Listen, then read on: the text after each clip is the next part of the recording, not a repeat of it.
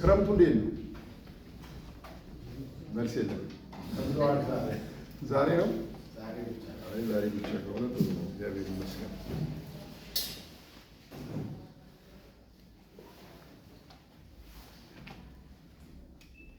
ምዕራፍ 2 ዛሬ ሶስተኛውን ቤተክርስቲያን ማየት እንጀምራለን። ጴርጋሞን እናንብበው። ቁጥር 12 ብቻ። በጴርጋሞንም ወዳለው ወደ ቤተክርስቲያን መልአክ እንዲህ ብለህ ጻፍ። በሁለት ወገን የተሳለ ስለታም ሰይፍ ያለው እንዲህ ይላል። እግዚአብሔር ይመስገን።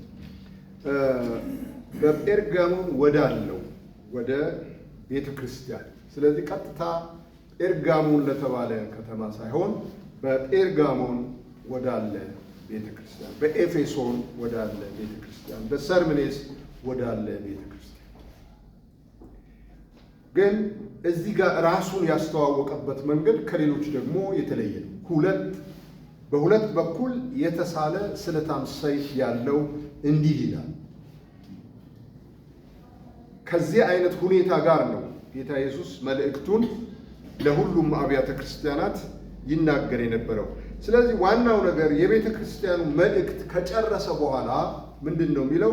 ድል ለነሳው ነው የሚለው። ድል የሚነሳው ከምንድን ነው ስንል ደግሞ ከጴርጋሞናዊነት ነው፣ ከኤፌሶናዊነት ነው፣ ከሰርምኔሳዊነት ነው። ሰርምኔስ ላይ የተባለ የተነቀፈ ነገር አለ። ኤፌሶን ላይ የተነቀፈ ነገር አለ። መልካምም ደግሞ ተደርጎ የተነገረ ነገር አለ። ስለዚህ በዛ ሁሉ ውስጥ ድል ለነሳው ነው። ይሄ በጣም አስፈላጊ ነገር ነው። በተለይ አዲስ የሆነ የእግዚአብሔር ሐሳብ ሲገለጥ ካለንበት ሁኔታ ነው ድል የምንነሳው። ስለዚህ መልእክቱ ለኤፌሶናውያን፣ ለኤፌሶን ባለች ቤተክርስቲያን ላሉ ምዕመናን የተነገረው ምንድን ነው ብትሉ ከኤፌሶናዊነት ድል መንሳት ማለት ነው። ይሄን በዚህ በፊትም ተነጋግረናል። አሁንም ከጴርጋሞናዊነት ድል መንሳት የሚል ቃል ነው የምንጠቀመው። ምክንያቱም በእያንዳንዱ መገለጥ ውስጥ የተፈጸመ ዘመን አለ፣ የሚያልቅ ዘመን አለ። ስለዚህ በዚህ በሚያልቅ ዘመን ውስጥ ብዙ ዳይናሚክ የሆኑ የእምነት አይነቶች፣ የትምህርት አይነቶች፣ የመረዳት አይነቶች ይመጣሉ። ለምሳሌ ጌታ ኢየሱስ ክርስቶስ ዘመኑ ተፈጸመ ካለ በኋላ የተናገራቸው ትምህርቶች በሙሉ በጣም አስደናቂ ነበሩ። ሰይፍ የሚመዙ ነበሩ። በሁለቱም በኩል ሰይፍ የሚያመዝዙ ነበሩ። ግን በዚህኛው በኩል ይመዘዝ የነበረው ሰይፍ በሁለት በኩል የተሳለ ነው። በዛኛው በኩል ግን ይሳል የነበረው ወይም ይመዘዝ የነበረው ሰይፍ በአንድ በኩል ብቻ የተሳለ ነው። ብዙ ጊዜ የቤታችን ቢላዎች በአንድ በኩል ብቻ ነው የተሳሉት አይደል? ይሄ የፊደል ምሳሌ ነው ይባላል። ጌታ የመዘዘው ግን በዛን ጊዜ የፈጠረው የትምህርት ማዕበል ነው ክርስቶስን ራሱን ከከተማ ውጭ እንዲወጣና እንዲሰቀል ያደረገው። የትምህርት ማዕበል ነው፣ የመረዳት ማዕበል ነው፣ የንባብ ማዕበል ነው። በተለየ ሁኔታ ነው ያነበበላቸው መጽሐፍ። ከያዡ ተቀብሎ መጽሐፉን በተረተረው ጊዜ አይደለም ነው ይናገርበት የነበረ ጸጋ ነው የሚሉት ሰሚዎቹ ራሳቸው። ስለዚህ ያንን መጽሐፍ ክፍል አላብራራው። ይህ ቃል በጆሮአችሁ ተፈጸመ ብቻ ነው ያለው። ስለዚህ ክርስቶስ ዘመኑ ተፈጸመ ካለ በኋላ ምን አመጣ ብትሉ ተአምራቱና ድንቁ የተራቡትን መመገብ አይደለም ስደት ያስነሳበት። የፈውስ አገልግሎት ስደት አያስነሳም። የተራበን ማብላት አያስነሳም።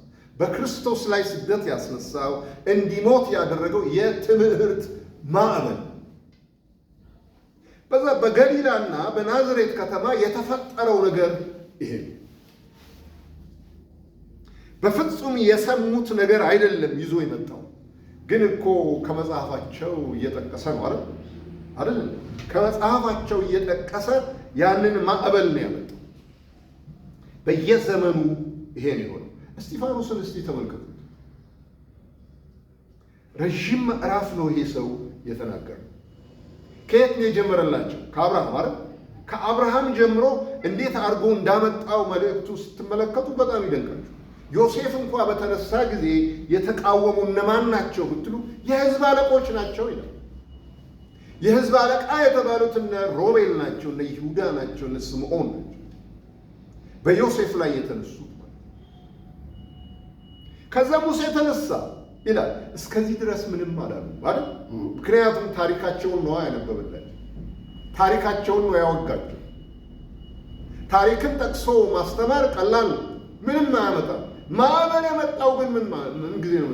እናንተ አንገተ ደንዳኖች እግዚአብሔር ሰው በሰራው አይኖርም ሲልና መቅደሳቸውን ዘጭ ሲያደርግባቸው ያ በጣም የሚያከብሩት ሁልጊዜ የሚጎበኙት ቦታ አንድ ጊዜ ሲጥልባቸው ጥርሳቸውን እያፋጩ ማለት በጣም የሚገርም ነገር። በኃይል የተቆጡት አዲስ ነገር ነው ያመጣውና ስለዚህ በእኛም ዘመን እንዲህ አይነት ነገር ነው የተፈጠረው። የንባብ ዳይናሚክ ነው የተፈጠረው። የመረዳትና የእምነት ዳይናሚክ ነው የተፈጠረው። ለምን?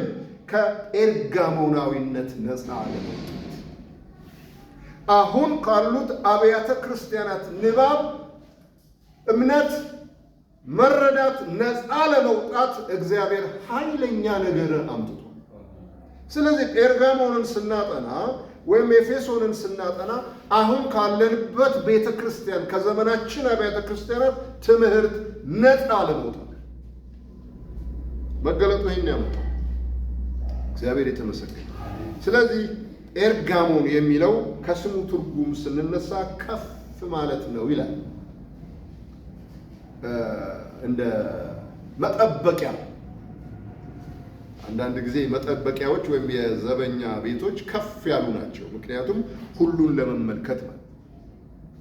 በወታደራዊው ካምፑስ ዋርዱ የሚጠብቅበት ቦታ ከፍ ያለ ነው።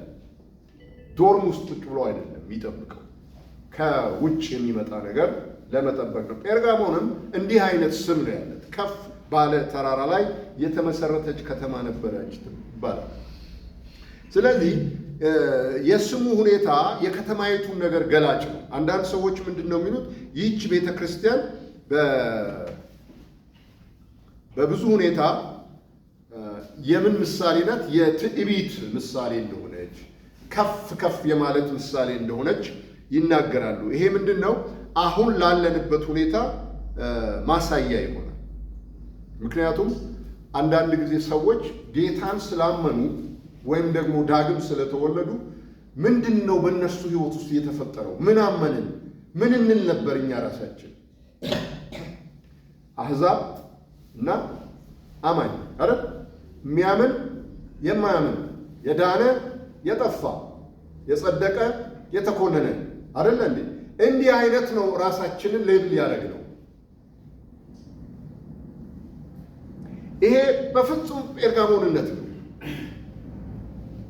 ምክንያቱም እኛ የዳነው ላልዳኑት ነው የምንል ከሆነ ምንም አይነት ከፍታ ወይም ትምክህት አይኖረንም ማለት ነው። ዓለማዊም ነገር ስለማጋበስ ይመለከታል። ይሄ ነገር ይሄ ከፍ ከፍ ማለት መብለጥ። ሰው ጸልዮ ስለምንድን ነው የሚጸልየው? በአብዛኛው የጸሎታችን ይዘት ወይም ደግሞ ኮንቴንቱ ምንድን ነው? በተለይ በድሮ ጊዜ ስናምን ምንድን ነው የምንጸልየው? ርዕስ የምንይዘው ለምንድን ነው? ከሆነ ነገር ብቻ ከፍ ለማለት ነው አይደል?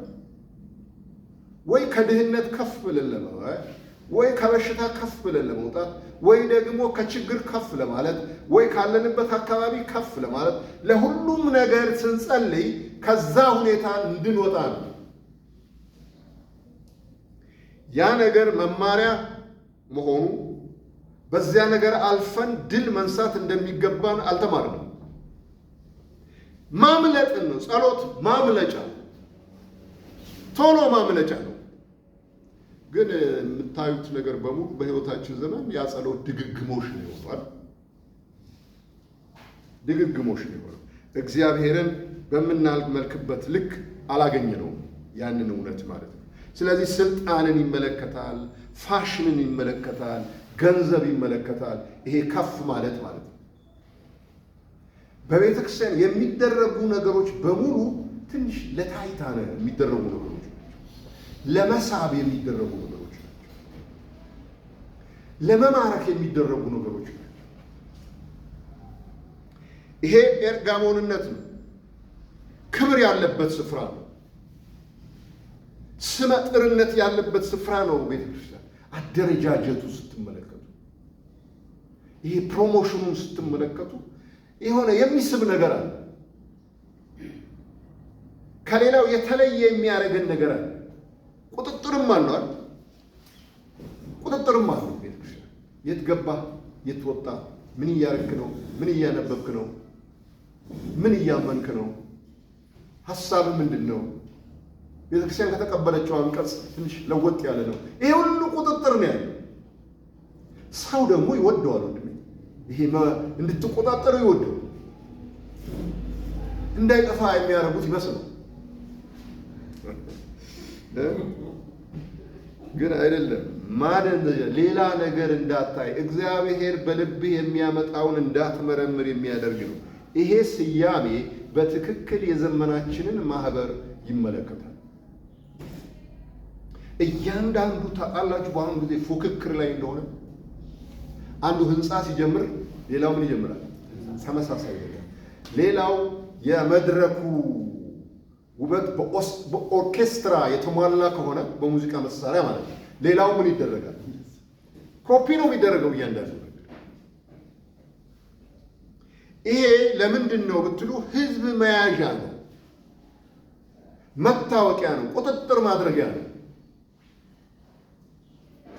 በዚህ ሁሉ ግን ክርስቶስ እየታየ አይደለም ማለት ነው። ስለዚህ በእኛም ዘመን አዲስ ዘመን ከመጣ እግዚአብሔር በመገለጡ አዲስ መረዳት ያመጣ ከሆነ በእውነት የፈጠርነው ነውጥ የቱ ጋር? መጀመሪያ ግን እኛን ነው ሚንጠን ይሄ ትምህርት። በመጀመሪያ ደረጃ እምነታችንን ነው የሚፈታተነው። የገነባነውን የሰራነውና የመሰረትነውን የመጀመሪያውን ትምህርት ነው የሚፈታተነው። እኛ ጋር እያፈረሰ ከሄደ በእርግጥ ሌላውም ጋር ያፈርሳል። የምናባብለው ከሆነ ኮምፕሮማይስ የምናደርግ ከሆነ ከሰማነው ነገር ጋር ሌላውም ጋር እንደዛ ነው የሚያደርገው። ምን አለ እስጢፋኖስ በዛው ቢቀጥል እስከ ዳዊት ደረሰ አይደል? እስከ ሰለሞን መጥቶ እስከምን መጥቶ ወገኖች እንግዲህ እግዚአብሔር በሰጠን ነገር በዚህ ነገር በርቱ ቢልስ የዘመኑ ነቢይ የዘመኑ ሐዋርያ እሱ ይሆን ነበር። በማን በኩል? በሕዝብ ዘንድ አይደል? ነገር ግን ወዲያውኑ ነው የቀየረው። ወዲያውኑ ያ አስደናቂው መገለጥ ያ ሁሉ ተረክ ወይም ታሪክ ማንን ለማሳየት ነው? ኢየሱስ ክርስቶስን ነበር። እናንተ ግን ሰቅላችሁ ገደላችሁታል። ዋናው ነገር ጋር ያመጣቸው በዛ ትውልድ እስጢፋኖስ የፈጠረው ፈንጂ ይሄ። ስለዚህ በውስጣቸው ያለውን ነገር ሲያፈነዳባቸው እሱን መግደል ግድ ሆነ። አሁንም ቤተ ክርስቲያን በአንቀጽ ደረጃ በዶክሜንት ደረጃ በብዙ ጥንቃቄ ተይዞ የመጣውን ነገር ይሄ ኤርጋሞናዊነት፣ ኤፌሶናዊነት፣ ሰርምኔሳዊነት በትምህርት መረዳት ለማፍረስ ስትነሳ ምላሹ ምንድን ነው የሚሆነው?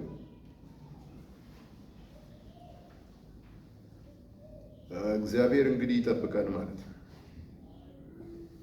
ለብዙ ሃይማኖቶች የጣዖታት ከተማም ነበረች ይባላል።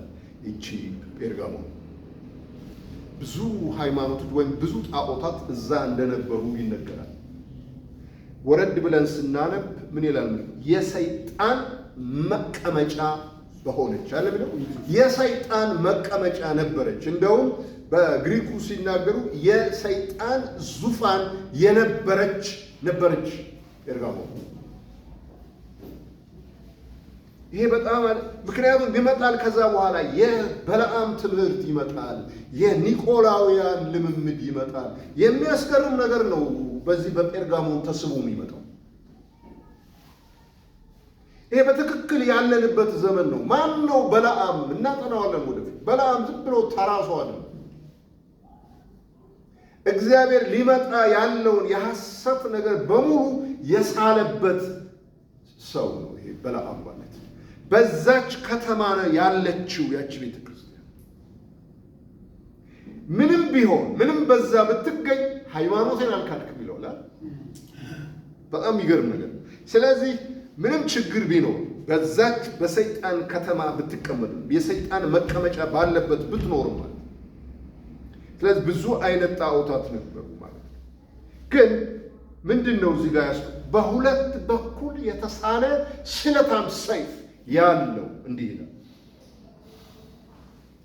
እንግዲህ የሰይፍ አይነት ምንድነው? ቆንጨራ ነው ምንድነው የሚባለው? አንድ ነገር አለ አይደል? ገጀራ። ጥቅሙ ምንድነው? ገጀራ አያያዝ ካልቻልክ ራስንም ሊመታ ይችላል። ግን ዱልዱሙ ቦታ ነው አንተን የሚመታው። ምክንያቱም በአንድ በኩል ነው የተሳለዋል። በመቁረጫ ቦታ ሌላ ነው፣ ሌላኛው ሌላ ነው። ይሄ ግን በሁለት በኩል ነው ይላል። እንዴት ነው የሚወጋው? ሹልም መሆን አለበት። እርግጠኛ ያለው ነው የሚለው ጌታ ኢየሱስ ክርስቶስ። ይሄ ስለታም ሰይፍ አለ። ከአፉ ነው የሚወጣው፣ ግን በእጅ የሚያዝ ነገር አይደለም። ስለዚህ ቃል ነው ማለት ነው። እስካሁን የነበረውን በሙሉ የሚያርድና የሚቆርጥ ነገር ነው ክርስቶስ ለዚች ቤተ ክርስቲያን ነኝ ብሎ የመጣባት። አይምሬ ነኝ አይምርም በምንም አይነት።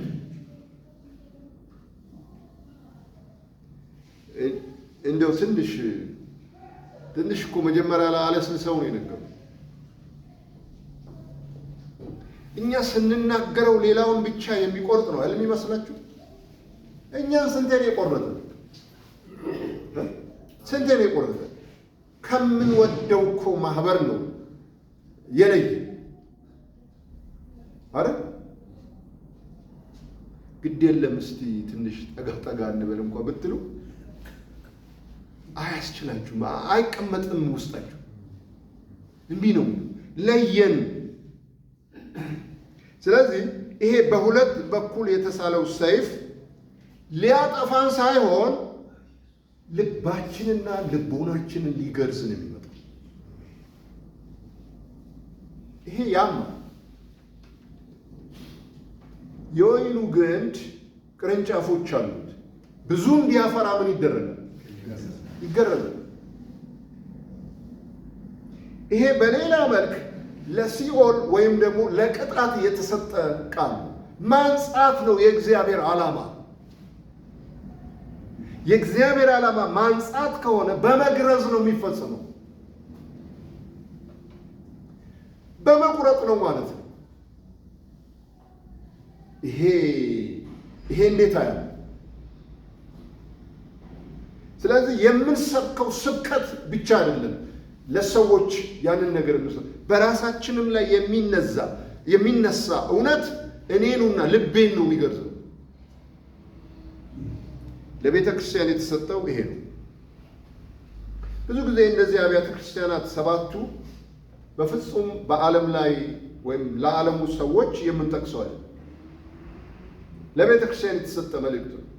ለቤተ ክርስቲያን የተሰጠ መልእክት ከሆነ በሁለት በኩል የተሳለ ስለታም ሰይፍ አለ ማለት ነው። ፊደሉ ማንንም ሊያርድ አይችልም። ይሄ የየጊዜው ምስባኩ ማንንም ሊያርድ አይችልም። ስለዚህ ያልታረደ የሰባ ነገር ብቻ ነው እያደረገ ያለ። የሰባ ፊደሉ ያሰባናል። ምናችን ነው የሚያሰባው? ነፍሳችንን ነው የሚያሰባው። አእምሯችንን ነው የሚያሰባው። ሰሞኑ አንድ ነገር አንብቤ ምን ይላል መሰለህ? ጴንጤቆስጤ ወይም ፕሮቴስታንት በፍጹም ሊስማማ የሚችል እምነት ይለዋል። አንብባችሁ ፌስቡክ በፍጹም ሊስማማ የማይችል ኢየሱስ እንኳን ብቻ ብለን በኢየሱስ ልንስማማ አንችልም። መጽሐፍ ቅዱስ ብቻ ብለን በመጽሐፍ ቅዱስ መስማማት አንችልም። ቢገርም ያ ሰይፍ እኮ ነው ወዲያና ወዲህ በጣጥሶ ይታል በትክክል ባለመረዳታችን። ስለዚህ ወደኛ ደግሞ ስንመጣ በእርግጥ ኢየሱስ ክርስቶስ እናውቀዋለን። መጽሐፉና የተሰጠበትስ ዓላማ እናውቃለን። ይሄ ሰይፍ ነው በቃ ብትንትኑን ያወጣው ሊጋጠም የማይችል እምነት ነው። የመረዳት ችግር ነው። ስለዚህ ፊደሉ ሊያርድ አይችልም። እንደውም የደነዘ ነው። በፍጹም ሊቆርጥ አይችልም። አያጋጥማችሁ የደነዘ ቢላ ምንም አያደርግም እኮ። ኩሽናችን የሚያሳየን ነገር ነው የራሱ። ግን የእግዚአብሔር ቃል ከመጣ እነዚህ ከፑልፒት የሚወረወሩ ቃላት አይደሉም። በእርግጥም ሰውን የሚያርዱት እግዚአብሔር በመንፈስ ሲናገር ዘመኑ ሲፈጸም በእኛ ዘመን ማለት በተፈጸመ ዘመን ውስጥ የሰማነው ነገር አለ። አናውጦናል፣ ለይቶናል፣ ብቻችን አስቀርቶ እኛን ራሳችን በጥያቄ ነው ያደረገው። ለምንድን ነው እንደዚህ ሆነው?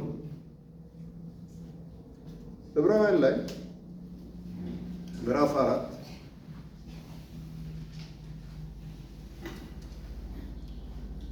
ቁጥር 12 እንደዚህ ነው፣ የእግዚአብሔር ቃል ሕያው ነውና የሚሰራም ሁለትም አፍ ካለው ሰይፍ ሁሉ ይልቅ የተሳለ ነው፣ ነፍስንና መንፈስንም ጅማትንም ቅልጥምንም እስኪለይ ድረስ ይወጋል፣ የልብንም ስሜትንና ሐሳብ ይመረምራል። ስለዚህ ይሄ ለየት ያለ ሰይፍ ነው። ጥቅስ ይሄንን አያረግም። ፊደል ይሄንን አያረግም። አንዳንድ ነገር ትዝ ሊለን ይችላል በጥቅሱ አማካኝ። አቤት ጥቅሱ ግን መገለጥ ሲሆን ለመንፈሳችሁ ሲናገር ያ ነው የእግዚአብሔር ቃል። በፍጹም ነው የሚመልሰን። ሁለት አፍ ካለው ሰይፍ ሁሉ ይልቅ የተሳለ ነው። አንድ ጸሐፊ ምን ይላል? ድሮ የሚያዘው ሰይፍ በጣም ትልቅ ነበረ፣ ለመቁረጥም ያስቸግራል አለ። ሰውን ራሱ ማለት ግን ግሪኮች ነው ሮማውያን የሆነ በጣም ትንሽ በሁለት በኩል የተሳለ በጣም ስለታም ነገር ነው የሰሩት። ሻርፕ ነው እሱ ደግሞ ይሄ ሹል ነገር ነው እና ለጦርነት አውለው ብዙ ድል ነው። ያንን ከተሸከሙት ጋር ሮጠው እዚህ ብብት ውስጥ ከገቡ የምትቆርጠው ሰው የሮጦ አታገኘውም። ምክንያቱም ረዥም ነው። ፊደል እንደዛ ምንም ማለት ከመሰንዘር በስተቀር ምንም። የእግዚአብሔር ቃል መጽሐፍ ሲሆን ጥቅሱ መንፈሳዊ ሲሆን በእውነትም ያለ መጽሐፍት ተከፈቱ። ሃሌሉያ! መጽሐፍም ተከፈተ አለ የሚለው ምንድን ነው? መጽሐፍትና መጽሐፍ ይሄ መጽሐፍ ቅዱሳችሁ ምን ተብሎ ይጠራል? መጽሐፍት ነው ይላል። ስክሪፕቸርስ መጽሐፍ አይባልም። ይሄ መጽሐፍት ነው። መጽሐፍት ተከፈቱ። ሌላ መጽሐፍ ተከፈተ። በዛ ሌላ መጽሐፍ ይህን መጽሐፍ ስታነበው አስደነቀኝ። ያኔ ነው ከዚህ በፊት ካነበቡት ሁሉ ለየት የምትለው። ከዛ እሱም ያነበዋል፣ አንተም ታነበዋል። እሱም ይጠቅሳል፣ አንተም ተጠቅሳለህ። ወር ሙሉ ምንም አትግባም። አንተ የምታነበው በትንሹ መጽሐፍ፣ እሱም ያነበው በዛው በልቡ በዛው በለመደው። አትገናኙ። ለዚህ ነው አንዳንድ ጊዜ አንድ አይነት እንትን ላይ ከሌለ እንዴት ከሰዎች ጋር መናገርና መግባባት እንችላለን? ስለዚህ ትንሹ ሰይፍ ወይም ደግሞ በሁለት በኩል የተሳለው ሰይፍ ጅማትን ቅልጥምን እንዴት አድርጎ ጅማት ምንድን ነው? ጅማት ነው አይደል? ቅልጥምን እንዴት ነው የሚሆነው? አሁን እኮ ተፈጥሯዊ ነው። እንዴት ጅማዬን ይቆራርጣል? ጅማቴ እንዴት ነው ቅልጥሜን የሚቆራርጠው? አይደለም። እነዚህ ውስጣዊ ህይወት ነው አይደል? ውስጣዊ የማይታዩ ነገሮች ናቸው። እነሱን ሁሉ ነው የሚቆራርጣቸው። ሐሳቤን፣ አስተሳሰቤን፣ አመለካከቴን፣ ንባቤን፣ መረዳቴን እስካሁን ያለኝን አለኝ የምለውን ሌላውን ያወገዝኩበት ሌላውን የኮነንኩበት በሙሉ ምን ያደርገዋል? ይቆራርጠዋል እና ባዶ ያስቀርና ለካ በእግዚአብሔር ምሕረት ነው እኔ ያለሁት እሱንም እግዚአብሔር ምሕረት ያደርግለታል ወደሚል እኮ ነው የምንመጣው። ሁሉ ይድናል ስትለው አንድ ሰው አሁን ለወንጌሉ ቀንቶ ይመስላል? እንዴት ይድናሉ? እንዴት ጋለሞታ ይድናል? መሐመድ እንዴት ይድናል ይላል። አሁን ሙሰሎኒ ይድናል? ኢትዮጵያን እንዲያረጋ በመርዝ እና ለወንጌሉ ቀንቶ አይደለም፣ ቅናት ነው። አንተ ብቻ ትድናለህ ስለተባለ ማንም አይጨምርም። እሱን ያረደብኝ እኮ ያሳምማል። ዓለምን ሁሉ ያሳተ ሰውዬ ከኔ ጋር መንግስተ ሰማያት ይገባል ብሎ ይሄ ይተናነቃል። ግን የእግዚአብሔርን ሰፊ ልብነት፣ የእግዚአብሔርን ፍቅር፣ የመስቀሉ ጉልበት እስከ ሞት ድረስ የሚገርማችሁ ነገር በመስቀሉ እና በሞቱ ያን ያህል ካሸነፈ በፍቅሩ ምንድን ነው የሚያደርገው? ሞቱ እኮ ነው ዓለምን ያሸነፈው፣ ህይወቱ አይደለም። ሞቱ ነው። አንተ ስለ ህይወት ስትሰብክ ሌላውን ትሆንናለህ። ሞቱ አሸንፎ እያለ ህይወቱማ የሚያስቀረው ነገር የለም። እንደዛ አይነት ነገሮች ናቸው በፊደሉ አማካኝነት የሆኑብን። ይሄ የእምነት ጦስ ነው። ራሱ እምነታችንን እግዚአብሔርን እንዳናቀው ነው ያደረገው። እዚህ ጋር መሐሪ ነው። ምህረቱ እስከ 1000 ትውልድ ድረስ ነው። ይዘምራል አለ። ፍርዱስ ንገራ 4 እና 3 ትውልድ እኮ ነው። በራስህ ሳይንስ ቁጠረው። አንድ ትውልድ ስንት ዓመት ነው? ኧረ 100 አይሞላም። አሁንማ አውርዶ 40 አመጣው። ምክንያቱም የኢትዮጵያዊ እድሜና የጣሊያን እድሜ አንድ አይደለም። መካከለኛ እድሜ ጣሊያን 70 ነው። እዚህ ደግሞ 40 እና 30 ነው። ማን ነው እንደዚህ ያለው? በድህነትህ ነው፣ የሕክምና ማጣትህ ነው፣ ተገቢ ነገር በማጣትህ ነው። አንተ 40 እሱ 70 ማዕከላዊ ሆኖ ይኖራል። ስለዚህ ኢቭን ይሄ ምንድን ነው ትውልድ 4 ትውልድ የሚለው ነገር አንዱ 100 ነው፣ አንዱ 70 ነው፣ አንዱ 40 ነው። ኦኬ 100 ነው እንውሰድ። 4 ትውልድ ድረስ ቁጣው ስንት ዓመቱ ነው? 400 ምሕረት እስከ 1000 ትውልድ ይላል። ማን በለጠ? ለምን የሚበልጠው ነው ተሰብከ? በ4 ትውልድ እኮ አለቀ። በቃ ፍርዱ በ4 ትውልድ አለቀ። 5ኛ ላይ አይዘልቅም። እንደው እንደ መዝሙሩ እንኳን ስለዚህ ፍርዱ ለዘላለም ቢሆን ዘላለምንም ራሱ እንዴት ነው የገባችሁ? ኧረ እረፍት ነው። ሳታምን ስለሞተች እናቴ እረፍት ነው። ሳያምኑ ስለሞቱ ዘመዶቼ እረፍት ነው። እኔ የሆነልኝ ሳያምኑ ስለሄዱ እማቃቸው ሰዎች እረፍት ነው። ደግሞ እኮ የትም አልሄዱም። የትም አፈራቸው ምን ሆነ? ወደ አፈር የተመለሰው እነሱ። ያ ሰውዬ እውነተኛው ሰውዬ የትም አልሄድም እኮ አልዓዛር ሆይ ና ሲል የት ነበር አለ? የትኛውን አልዓዛር ነው የጠራው? ክርስቶስ እዛ 4 ቀን የሆነው የሸተተውን ነው የጠራው? እሱማ አልዓዛር አይደለም።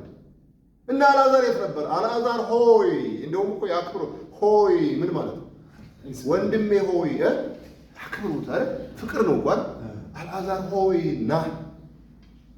ያው ሊመጣ የሚችለው በምንድን ነው? በስጋ ነው። በሌላማ አይመጣም። እሱ እኮ ነው ልዩነቱ። እኔን የሚያመጣ እኔን የሚሰወር ነገር ነው አፈር የሆነው። ስለዚህ ሰው ቢሞትም እኮ የትም አይሄድም።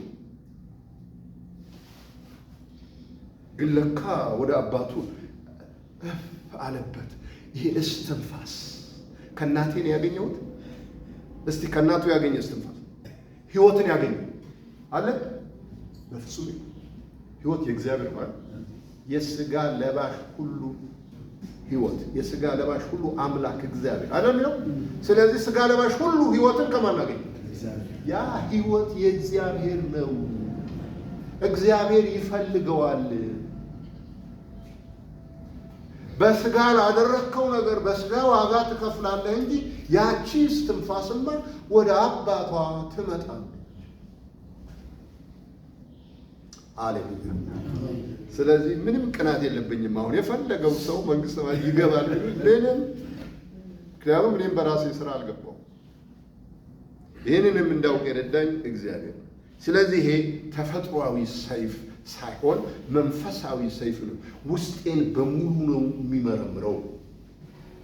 እግዚአብሔር ተናገረኝም የሚለው ይሄ ነው። በእውነት ነው የምላችሁ፣ የእግዚአብሔር ቃል ይገላል፣ ያድናል። እንደ እግዚአብሔር ቃል ከተናገርነው ይቀድሳል፣ ያነጻል፣ ይፈውሳል፣ አዲስ ነገር በሕይወታችን ይፈጥራል፣ ሕይወትን ይፈጥራል። ዘፍጥረት 1 በሙሉ የቃሉ ውጤት አይደለም። እጽዋት የሆነው እኮ የእግዚአብሔር ቃል፣ እንስሳ የሆነው የእግዚአብሔር ቃል እኮ፣ ሰማይና ምድር የሆነው የእግዚአብሔር ቃል እኮ። በእኔ ውስጥ የእግዚአብሔር ቃል እንዴት ጤንነት አይፈጥርም? እንዴት ፈውስ አይፈጥርም? ተቸግረናል። በእውነት ነው። እምነታችን እስከዛ ድረስ ነው የወረደው። የእግዚአብሔር ቃል ከሰማው ሕያው የሆነ የእግዚአብሔር ቃል ከመጣ በቃ ሁለንተናዬን ነው የሚሰራው። አፍርሶ መስራቱ ግን ደግ። ታፈርሳለህ፣ ታጠፋለህ፣ ትነቅላለህ፣ ከዛ ትተክላለህ፣ ትሰራለህ ነው የሚለው። ይሄ የእግዚአብሔር ቃል ስራ ነው። እግዚአብሔር ይመስገን። ከእግዚአብሔር ልጆች በመንግስት አገልግሎት በዚህ ዘመን የእግዚአብሔር ቃል እየመጣ ነው። ሕያው የእግዚአብሔር ቃል ሰው ወደ ኋላ የሚቀርበት ወይም ወደ ፊት የሚስፈነጠርበት ነገር የእግዚአብሔር ቃል በእግዚአብሔር መንግስት ልጆች በኩል እየመጣ ነው። አንዳንዱ ባለበት በዛው ይቀራል፣ ምክንያቱም ብዙ መራመድ አይችልም። ስለዚህ የእግዚአብሔር መንግስት በእግዚአብሔር ቃል ኃይልና ስልጣን በሕይወታችን ይመጣል ሁልጊዜ።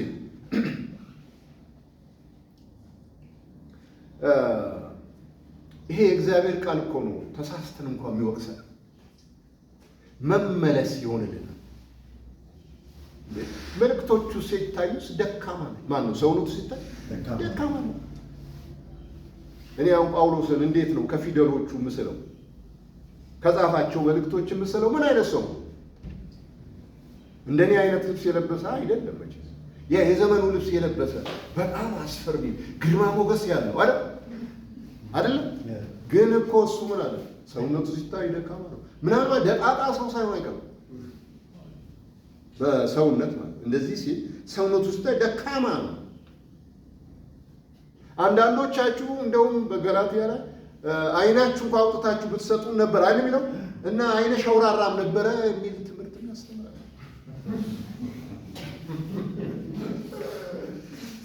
እንግዲህ ጳውሎስ ግን ንግግሩ ይላል መልእክቶቹስ ከባዶች፣ ይሄ የሚያርዱ፣ የሚመረምሩ፣ የሚመልሱ ወደ ንስሐ የሚያመጡ መልእክቶች ያመጣ ነበር ይህ ሰውዬ። ስለዚህ ከሰውነቱ አይደለም ማለት ነው። መልእክቶቹ ግን ከባዶች ናቸው ማለት የሚመዝኑ የሚጫኑ ናቸው። ክርስቶስን በልባችን የሚያከብዱና የሚያወርዱ ናቸው። በሁለት በኩል የተሳለ ስለታም ሰይፍ ይሄ ነው። በዚህ ስለታም ሰይፍ ከጴርጋሞንነት ነፃ ወጡ። ከቤተ ክርስቲያን ስርዓት ከዚህ ከቸርች ሲስተም ከተባለው ነገር ነፃ እንወጣ። ከተቋም ማለት ላይሆን ይችላል። በውስጣችን ከተሳለ ጣዖት ከሆነብን ማንኛውም ነገር ነው። ይሄ ስለታም ሰይፍ ያለው ግን በመቅረዞች መካከል ይመላለስ ነበር። በዛች ቤተ ክርስቲያን መካከል ያለው እርሱ ነው። እግዚአብሔር እርሱን አያሳጣም። ይሄ በሁለት በኩል የተሳለ ስለታም ሰይፍ ያለው በመካከላችን እንዲመላለስ ማለት ነው። ይሄ እውነት ምን ያሳየናል መሰላችሁ? መጽሐፉ መዳንም ያሳየናል፣ ፍርድም ያሳየናል፣ ውሃም ያሳየናል፣ እሳትም ያሳየናል። ሁለቱም ናቸው መነገር ያለባቸው። ፍቅር እግዚአብሔር ፍቅር ነው። ሃሌሉያ አሜን። ይሄ ስብከት በጣም የበዛ እግዚአብሔር ፍቅር ነው። ስለ ፍቅር ሁሌ መሰበክ አለበት። ሁሌም ይሰብካሉ ሰዎች እግዚአብሔር ፍቅር ነውና። እንደው ጀምሬ በዚህ ብጨርስስ እግዚአብሔር ፍቅር ነው ተገቢ ነው። እግዚአብሔር ፈራጅ ነው ደግሞ አለ። ለምን ይተዋል? ይሄ እግዚአብሔር ፈራጅ ነው ስትል ለማን ነው? እዚህ ቀበሌ ውስጥ ለሚያስቸግሩ አገር ለሚያምሱ አይደል? እግዚአብሔር ፈራጅ ነው ስትል ለነሱ ነው ምስል አይደለም። ቤተ እግዚአብሔር ለሁለቱም ፍቅር ነው፣ ለሁለቱም ፈራጅ ነው። ውስጥና ውጭ ተብሎ ለተሳሉት ማለት ውስጥ ማን ነው? እግዚአብሔር ሕዝብ እንዳለ። ውጭ ማን ነው?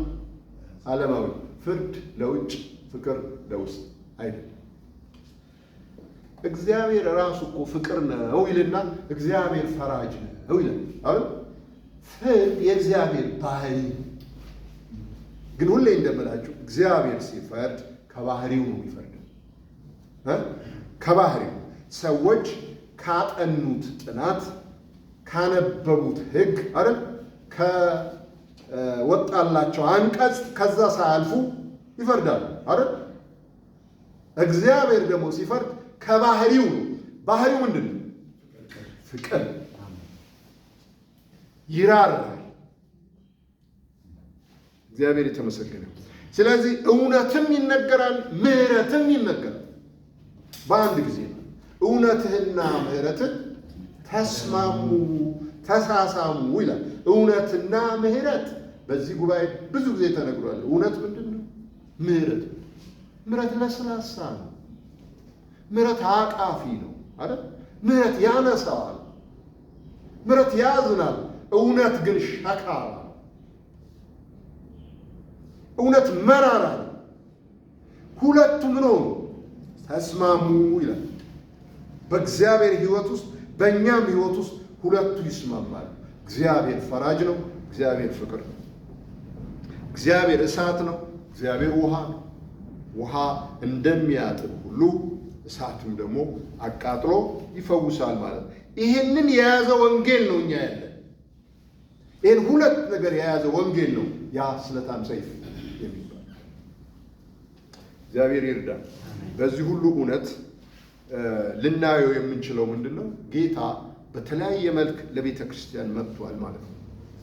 በሁለት በኩል የተሳለው ስለታም ሰይፍ በአንድ በኩል ሕይወት፣ ደህንነት፣ ክብር፣ መጽናናት፣ ፈውስ፣ በረከት አለ በአንድ በኩል ማለት ነው። በሌላ በኩል ደግሞ አለው ቁጣ አለው፣ ተግሳጽ አለ፣ ዲስፕሊን አለ፣ መከራ፣ ፈተና አለ። የሁሉ አሁን ከኋላ የጠቀስኳቸው ከሌላ ከፊት የጠቀስኳቸው ከሌላ አይ በረከት ከእግዚአብሔር እርገም ከሰይጣን እንደውም ከአባትህም ከእናትህም ሊሆን ይችላል ተላልፎ የሚመጣ ማለት። ምክንያቱም አንዱን ለአንዱ ነው የተሰጠው፣ አንዱን ለአንዱ ሌላውን ለአንዱ ነው የተሰጠው። እግዚአብሔር ሁል ጊዜ በጎ ስጦታ መልካም ነገር ሁሉ ከሰማይ የሆነ ከማን ነው? ከእርሱ። አንዳንዴ ደግሞ ክፉ ይመጣል፣ የማንወደው ደስ የማነስኝበት የምናለቅስበት ነገር ይመጣል። እርሱ ከማን ነው? ስልክህን ታነሳና አረ እንዲህ እንደርሱብኛል ጸልይልኝ ትላለህ። አይደል? ሌሎችም ይዋጉልሃል፣ አንተም ትዋጋለህ። ግን እኔ ላሸንፍ የምችለው በአካሄዴ ብቻ ከእግዚአብሔር እንደሆነ በማወቅ እግዚአብሔር ሆይ ከዚህ ነገር ምን ታስተምረኛለህ? ምን አወጣለሁ ስል ነው ስስማማ ማለት ነው። ከኃይለኛው እግዚአብሔር እጅ በታች ራሳችሁን ዲያብሎስን ከእናንተ ራሳችን ማዋረድ ማለት ያ የመጣው ነገር አስበን ራሳችን በእግዚአብሔር ፊት ስናስማማ ነው። ዝማሬ ሊሆን ይችላል፣ አምልኮ ሊሆን ይችላል፣ ምስጋና ሊሆን ይችላል፣ በልባችን ውስጥ ዝም ማለትም ሊሆን ይችላል። እግዚአብሔር መንገዴን ያውቃል፣ ከፈተነኝ በኋላ እንደ ወርቅ እወጣለሁ ማለትም ይቻላል። ዝም ሳምንት ባለፈ እንዳየ ነው። በእያንዳንዱ በምናልፍበት ነገር ሁሉ እግዚአብሔር መፍትሄ አለው። እግዚአብሔር ይመስገን። ስለዚህ ጅማትን ቅልጥምን የእግዚአብሔር የሆነውን እና ያልሆነውን ይለያል ማለት ነው። ሌላ ምንድን ነው? ጅማት ነገር ውስጥ ገብቶ ምን የሚመረምረው ነው? ምን ሴሎችን ነው? ምንድን ነው እዛ ጋር የሚሰራው? አይደለም። የእግዚአብሔር የሆነውን በእኔ ውስጥ የእግዚአብሔር ቃል የእግዚአብሔር ያልሆነውን ይለያል፣ ፊት ለፊት ያመጣል። ስለዚህ ይሄኛውን አጥፋው፣ ይሄኛውን ደግሞ አጥብቃ ያዘው ይለኛል። እግዚአብሔር በቃሉ የሚያደርገው ይሄ ነው። እግዚአብሔር የተመሰገነ። በሁለት በኩል የተሳለ ሰይፍ የእግዚአብሔር ቃል ነው። የሚገለው ነገር አለ፣ የሚያድነው ነገር አለ። በፍጹም ይሄ የሞተው ፊደል ይህንን አያደርግም በምንም አይነት። ነገር ግን እንዳልኳችሁ በእግዚአብሔር መንፈስ ሲነበብ ይሄ መጽሐፍ አስደናቂ ነው። እንዳልኩት ይሄ የመገለጥ ውቅያኖስ ነው። እስካሁን ይሄን አይደል የምንጠቅሰው? ይሄ እኮ ስንት ጊዜ ነው ከጀመርነው? ይሄ መልእክት ራእይ ማጥናት ከዓመት በላይ ነው አይደል? ይሄው ገና ምዕራፍ 2 ላይ ነው። የማያልቅ ነገር ነው ይሄ ነገር ማለት አፍሰን የማንጨርሰው ነገር ነው። እና መጽሐፍን አንንቅም፣ ፊደሉን ነው። ፊደሉ አደገኛ ነው። ነገር ግን ይሄንን በመጽሐፉ እናያለን። ምክንያቱም ማህተሙ ተፈቷል አይደል? መጽሐፉም ተከፍቷል። ይሄ ማለት እግዚአብሔር እስከዛሬ በአባቶች የተናገረው፣ በአባቶች የተደረገው፣ በአባቶች የተኖረው በሙሉ ለእኛ ሕይወት ሆኖ ይከፈላል። ምሳሌያችን ይሆናሉ ማለት ነው እነዛ ነገሮች። እግዚአብሔር ይመስገን። ስለዚህ ፊደል አይደለም፣ ሕያው የሆነ የእግዚአብሔር ቃል የኢየሱስ ክርስቶስ መገለጥ ነው። እያንዳንዱ ነገር አያችሁ፣ ኢየሱስ ክርስቶስ ያ ሰውዬ ያ ሁሉ ምዕራፍ ከተናገረ በኋላ ፊቱ እንደ መልአክ ያበራ ነበር ይላል። ሁሌም ልበላችሁ፣ አሁን ደግሜም ልበል፣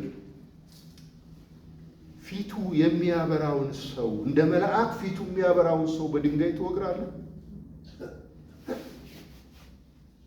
ከመናገሩ የተነሳ ካየው ነገር የተነሳ የእስጢፋኖስ ፊት አበራ። እኔ እንዴት እንዳበራ አላውቅም። የሆነ የተወለወለ ነገር የለም፣ የተቀባው ነገር የለም። ፊቱ አበራ። ያ ያበራው ፊት ነው የወገሩት አይደል? ይሄ እንግዲህ ያ ሰይፍ ኢየሱስ ክርስቶስ የሚለው ሰይፍ አሁን በአብ ቀኝ ቆሞ አየዋለሁ ስላለው ጥርሳቸውን እያፋጩ ልብሳቸውን ጥለው ወደ እሱ ሮጡ ነው የሚሉ። እንዲህ አይነት የትውልድ ምንድን ነው በሽታ ምን መደረግ አለበት? መወገድ አለበት ብሎ እኮ ነው የሮጠው። የሚያበራ ፊት ካመጣው እውነት የተነሳ ነው ፊቱ የበራው። ሰው ቆም ብሎ ይህን ሰው የለወጠው ምንድን ነው አይልም። ግን ያ የሰሙት ነገር የመጀመሪያው ንባብ፣ የመጀመሪያው መረዳት፣ የመጀመሪያው አንቀጽ ምን አድርጓቸዋል? አሳውሯቸዋል። አእምሯቸውን አሳብዷል። ስለዚህ አዲስ ነገር መታገስ አይችሉም። በክርስቶስ ላይ የሆነው ነገር ይሄ ነው። በተፈጸመው ዘመን አዲስ ነገር ስላመጣ ነው ያ ነገር ያመጣ። እግዚአብሔር ይመስገን። ይሄ የደነዘ ነገር አይደለም። በሕይወታችን የሚሰራው የሚያስጥል፣ ብዙዎችን ወደኋላ የሚመልስ። እናንተስ መሄድ ትፈልጋላችሁ አይደለም ያላችሁ? ምን ስላለ? እኔ የምናገራችሁ ቃል እውነት ነው መንፈስ ነው። እነሱ ግን ምን አሉ? ስጋው እንዴት ነው የሚሰጠው? ይሄ የሚያስጨንቅ ንግግር ነው። ምንድን ነው እሱ? የሞተ ወይም የበከተ አትብላ የሚለው ሕግ እሱ ምን ብሎ ሰበከው? ከእኔ ደም ቀብታችሁ ጠጡ ያላቸው ነው የመሰላቸው አይደል? የሚያስጨንቅ ንግግር ሰምተን አናውቅም። ሬሳ አትንካ የሚል ሕግ ከሱ እንዴት ደም እንወስዳለን? ብዙዎች ወደ ኋላ ተመለሱ አይደል? አዎ እዛ ጋር አላባበለም። የምታባብልበት ጊዜ ታባብላለህ፣ የምትቆርጥበት ጊዜ ትቆርጣለህ። እናንተስ መሄድ ትፈልጋላችሁ? ከአንተ ወዴት እንሄዳለን? አንተ የሕይወት ቃል ስለገባው ነው። እግዚአብሔር ረድቶት። ሌላው ምን ሆነ?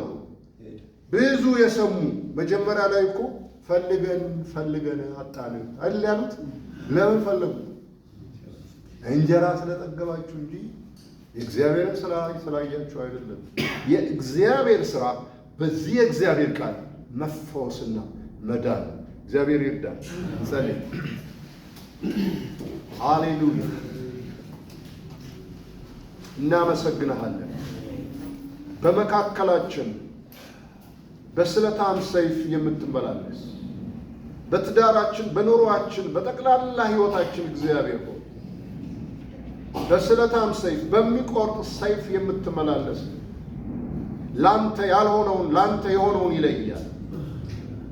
የሚያነጻ፣ የሚቀድስ፣ የሚያጥብ፣ የሚፈውስ፣ የሚያድን ሕይወትን የሚሰጥ አለመጥፋትን የሚያመጣ የሕያው እግዚአብሔር ቃል እግዚአብሔር አምላካችን ነው። በዚህ ዘመን በመንግሥት እውነት በኩል ስለተለቀቀ እናመሰግናለን።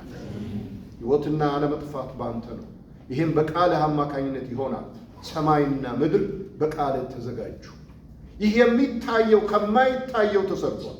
እግዚአብሔር ሆይ አሁንም የሚታየው የሕይወታችን ክፍል ቁመናችን፣ ስብዕናችን በሙሉ በማይታየው በዚህ በሕያው እግዚአብሔር ቃል እንደገና እንዲሰራ፣ እንደገና እንዲፈጠር፣ እንደገና ሕያው እንዲሆን በኢየሱስ ክርስቶስ ስም እንጸልያለን። እግዚአብሔር ሆይ ይህንን አድርግ በኢየሱስ ስም።